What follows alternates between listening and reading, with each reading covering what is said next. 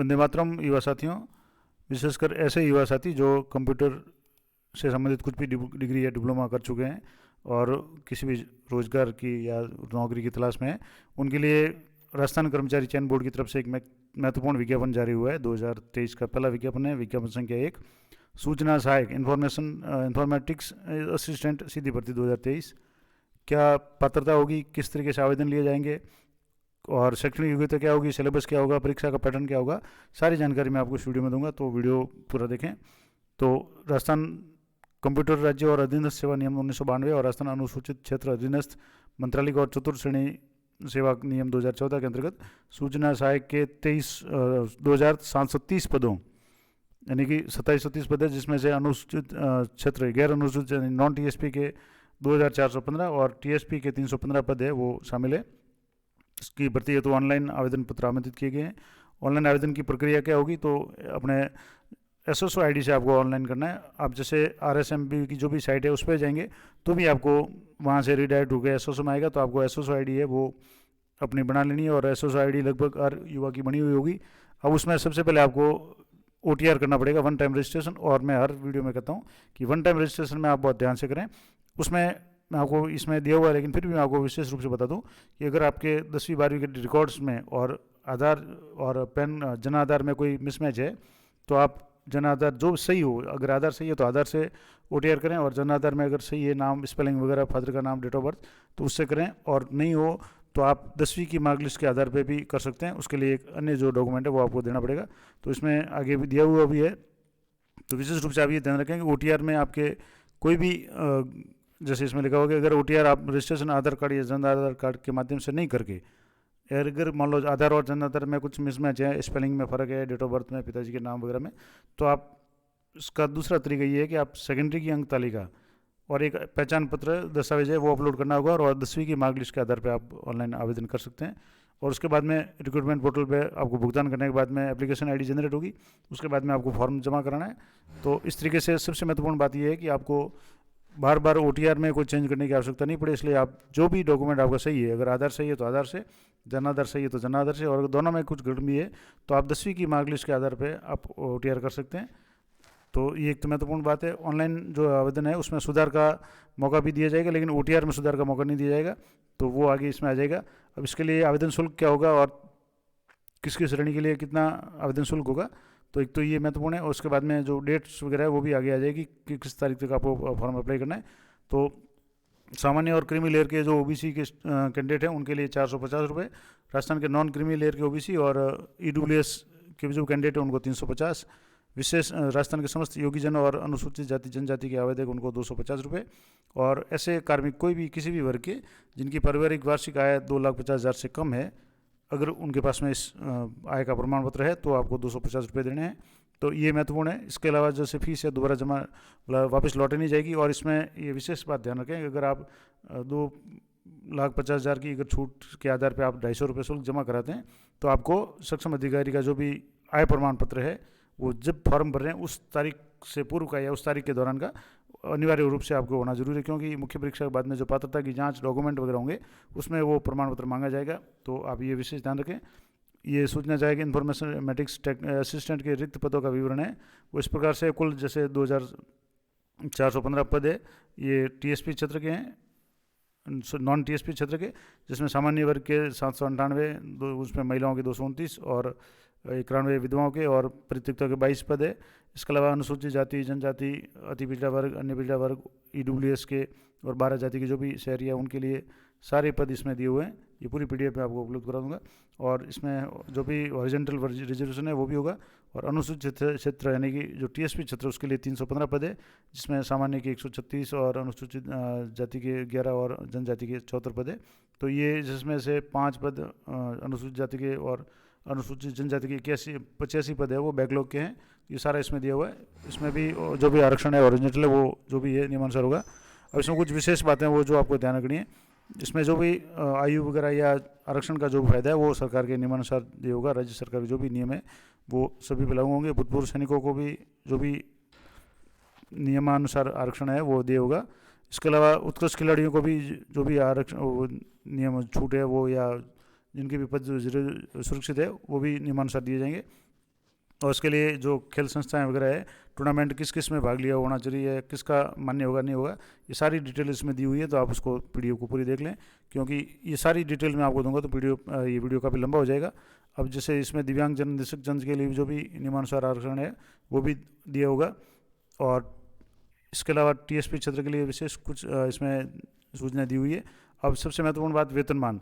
तो वेतनमान क्या होगा, तो 7वें वेतनमान के अनुसार पे मैट्रिक्स लेवल 8 के अनुसार वेतनमान दिया होगा, और परिवीक्षा काल में न्यूनतम वेतनमान जैसे 26,300 ये फिक्स वेतन 2 साल के लिए दिया जाएगा। उसके बाद में लेवल 8 का जो भी लेवल पे जो भी ग्रेड पे होगा वो आपको मिलेगा।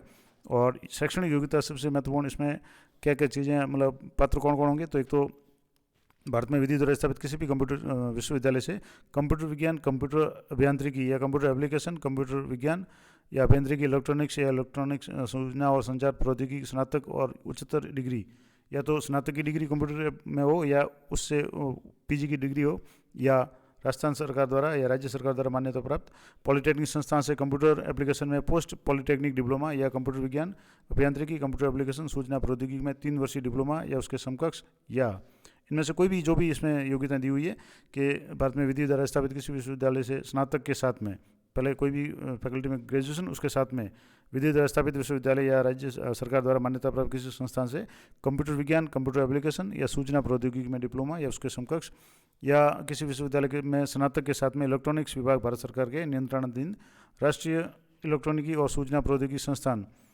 के द्वारा जो ओ लेवल का उच्चतर लेवल प्रमाण पत्र पाठ्यक्रम है, अगर वो सर्टिफिकेट है, या किसी भी विश्वविद्यालय के स्नातक के साथ में व्यावसायिक प्रशिक्षण स्कीम की राष्ट्रीय राज्य परिषद के अधीन आयोजित कंप्यूटर ऑपरेटर और प्रोग्रामिंग सहायक का जो भी डाटा प्रिपरेशन और कंप्यूटर सॉफ्टवेयर का जो प्रमाण पत्र है वो, तो इनमें से कोई भी योग्यता होनी जरूरी है। इसके अलावा दूसरा, हिंदी और अंग्रेजी में दोनों में 20 शब्द प्रति मिनट की टंकन गति, और देवनागरी लिपि जो भी हिंदी और राजस्थान की संस्कृति वगैरह का ये जो ज्ञान है ये होना चाहिए। तो ये महत्वपूर्ण योग्यता होगी। इसके अलावा स्वास्थ्य चरित्र वगैरह है वो अच्छा होना चाहिए। चरित्र प्रमाण पत्र आपको 2 व्यक्तियों के पेश करने पड़ेंगे। राष्ट्रीयता भारतीय नागरिक हो, भूटान का नागरिक हो, या नेपाल का हो, या तिब्बती शरणार्थी जो भी हो, इसमें काफ़ी छूटे। अब ये जो आयु सीमा है, तो आवेदक को 1/1/2024 को 21 वर्ष की आयु प्राप्त किया होना चाहिए, यानी 1/1/2024 को 21 वर्ष का होना चाहिए। अभी जैसे 20 वर्ष या कुछ अधिक महीने का है तो वो पात्र होगा, क्योंकि वो 1/1/24 को 21 साल उसकी आयु पूरी होनी चाहिए, और 40 वर्ष से अधिक नहीं होनी चाहिए। इसके अलावा जो अधिकतम आयु है उसमें नियमानुसार जो भी राज्य सरकार द्वारा छूट दी जाती है अलग अलग कैटेगरी वाइज, वो आपको दी जाएगी। जैसे इसमें राजस्थान के आर्थिक रूप से कमज़ोर वर्ग, अन्य पिछड़ा वर्ग, अनुसूचित जाति जनजाति के जो भी पुरुष हैं इनको 5 वर्ष की छूट, महिलाओं को 5 वर्ष की छूट सामान्य महिलाओं को, और अन्य महिलाओं को 10 वर्ष की छूट देगी। इसके अलावा जो भी विधवा तलाकशुदा के मामले में जो भी नियमानुसार राज्य सरकार का जो नियम है वो दिया जाएगा। और पेंशन के संबंध में नए या नियुक्त होने वाले कार्मिकों के लिए राज्य सरकार द्वारा नियमानुसार दी पेंशन योजना, अभी जैसे वापस पुरानी पेंशन शुरू कर दी है तो वो लागू होगी। विवाह पंजीयन है, तो अगर आपका विवाह हो चुका है तो आपको विवाह पंजीयन सर्टिफिकेट है वो आपको लगाना अनिवार्य होगा। इसके अलावा आवेदन शुल्क जमा कराने और ऑनलाइन भरने की जो अवधि है, सबसे ये महत्वपूर्ण बात है कि आप परीक्षा का शुल्क है वो पहले आपको जमा कराना पड़ेगा टोकन, उसके बाद में आपको फॉर्म जमा होगा। तो आप एटीएम कार्ड, डेबिट कार्ड या क्रेडिट कार्ड के माध्यम से 27/1/2023 से, यानी 27/1 से ये फॉर्म भरना शुरू हो जाएंगे, और 25/2/2023 यानी कि 25 फरवरी तक रात्रि 12 बजे तक आप फॉर्म जमा कर सकते हैं। और ऑनलाइन आवेदन, ये तो फीस जमा करा सकते हैं, उसी के बाद में ऑनलाइन आवेदन भी 27/1/2023 से लेकर के 25/2/2023 तक जमा करा सकते हैं, और बोर्ड की साइट से आपको पढ़ना है। अन्य उसके बाद में जो लिंक है वो निष्क्रिय हो जाएगा, और आपको अंतिम समय का इंतजार किए बिना आपको फॉर्म भरना है, क्योंकि लास्ट दिनों में साइट वगैरह पे लोड ज़्यादा हो जाता है, सर्वर प्रॉब्लम हो जाती है। परीक्षा का आयोजन है वो संभावित माह जुलाई 2023 में होगा, वो जो भी आवंटित केंद्र परीक्षा केंद्र होंगे वहाँ पे होगा, जिसका अलग से कार्यक्रम घोषित किया जाएगा। प्रवेश पत्र है वो आपको ऑनलाइन मिलेंगे, और अनापत्ति पत्र, अगर आप किसी भी सरकारी कर्मचारी हैं या किसी भी विभाग में लगे हुए हैं तो आपको अपने नियोक्ता से पूर्व में सूचित करते हुए आपको अनापत्ति पत्र है वो प्राप्त कर लेना है। इसके अलावा कुछ नियुक्ति की अयोग्यताएँ हैं कि ऐसे व्यक्ति जिससे एक से अधिक जीवित पत्नी हो, या अन्य जो भी नियमानुसार राज्य सरकार के जो भी नियम है वो सारे इसमें लागू होंगे। और इसके अलावा जो कुछ इंपॉर्टेंट बात मैं आपको बता दूं कि जाति प्रमाण पत्र के संबंध में, जैसे ओबीसी का सर्टिफिकेट है तो वो 1 साल के लिए वैलिड होता है, और उसका नॉन क्रीमी लेयर का अगर है तो उसके जैसे ST/SC का प्रमाण पत्र उसकी जीवन पर्यंत अवधि है और OBC का एक बार बनाया जाता है, लेकिन नॉन क्रीमी लेयर के संबंध में आपको हर साल अपडेट करना पड़ता है। और लेकिन अगर मान लो 2 साल तक इसको आगे एक्सटेंशन भी कर सकते हैं। इसी तरह से EWS के सर्टिफिकेट के बारे में भी दिया हुआ है कि जो भी सर्टिफिकेट हो वो एक वर्ष के लिए या एक वित्तीय वर्ष के लिए जारी किया जाता है, और अगर शपथ पत्र दें तो उसको अधिकतम 3 साल के लिए मतलब या अधिकतम 3 वर्ष के लिए उसको यानी 2 वर्ष और बढ़ाया जा सकता है, और ऐसा अधिकतम 3 वर्ष के लिए किया जा सकता है। इसके अलावा जो भी आपके पास जिस भी कैटेगरी में आप आवेदन कर रहे हैं, उत्कृष्ट खिलाड़ी हो, विधवा श्रेणी हो, पृथकता हो, या अन्य कोई भी श्रेणी है, भूतपूर्व सैनिक हो, तो संबंधित जो भी अधिकारियों का प्रमाण पत्र है वो आपके पास होना अनिवार्य है। और वो प्रमाण पत्र भी आपके जिस दिन आप फॉर्म भर रहे हैं उस तारीख का होना अनिवार्य है, तो ये विशेष ध्यान रखें। और इसके अलावा ऑनलाइन आवेदन करते समय आप जो भी सूचना है वो सही देनी है, और फ़ोटो और साइन है तो वो आपको स्पष्ट रूप से अपलोड करना है। अगर आपके फ़ोटो साइन स्पष्ट नहीं है तो फॉर्म अस्वीकार किया जा सकता है। फ़ोटो है रंगीन फ़ोटो, अधिकतम 6 माह से पुराना नहीं होना चाहिए, और इसके अलावा बैकग्राउंड सफ़ेद या होना चाहिए, और इसके अलावा जो भी चेहरा है 50% घेरना चाहिए, JPG फॉर्मेट में होगा, और 50 से 100 KB के बीच में जो भी फ़ोटो होगा। इसी तरह से हस्ताक्षर भी है वो साफ अक्षरों में होना चाहिए, और कोशिश करें कि ब्लैक या डार्क ब्लू पेन से करें ताकि आराम से उसको स्कैन हो जाए। और उसकी भी जो साइज़ है 20 से 50 KB तक होना चाहिए। JPG फॉर्मेट में, JPG या JPEG में फॉर्मेट में ये होना चाहिए। और इसके अलावा ऑनलाइन संशोधन की प्रक्रिया की अगर आप फॉर्म भरते समय कोई गलती कर लेते हैं, और तो उसमें OTR के अलावा, जिसमें स्वयं के नाम, पिता के नाम, माता का नाम, लिंग और जन्म तिथि के अलावा अन्य संशोधन है, वो जिस दिन फॉर्म की लास्ट तारीख होगी उससे 7 दिन तक आप फॉर्म है उसको एडिट कर सकते हैं। इसके लिए 300 रुपये का जो ऑनलाइन आवेदन शुल्क है वो आपको जमा कराना पड़ेगा। और इसमें विशेष ध्यान ये रखें कि जो OTR के द्वारा आप खुद का नाम, पिता का नाम, माता का नाम, लिंग और जन्म तिथि जो कंफर्म कर रहे हैं वो चेंज नहीं होगा, बाकी जो सारी चीज़ें वो आपके हो जाएगी। तो विशेष ध्यान रखें, कोशिश करें कि OTR में गलती कम से कम हो ताकि आपको दोबारा परेशान नहीं होना पड़े। और अगर गलत सूचना वगैरह देते हैं तो जो राज्य सरकार का न्यूनतम जो नियम है अनुचित साधनों की रोकथाम के संबंधित, उसके तहत 10 लाख रुपए का जुर्माना या जो भी सज़ा का प्रावधान है, न्यूनतम 5 वर्ष की सज़ा, वो होगा। अब महत्वपूर्ण है परीक्षा की स्कीम और पाठ्यक्रम। तो परीक्षा है उसके लिए जैसे अभ्यर्थी, केवल वे अभ्यर्थी जो परीक्षा पहले भाग में अर्हित है वो ही दूसरे भाग में उपस्थित होने के लिए पात्र होंगे। यानी 2 चरणों में परीक्षा होगी। पहले भाग में क्या होगा, उसमें अगर आप पास होंगे तो आप दूसरे भाग की परीक्षा दे पाएंगे।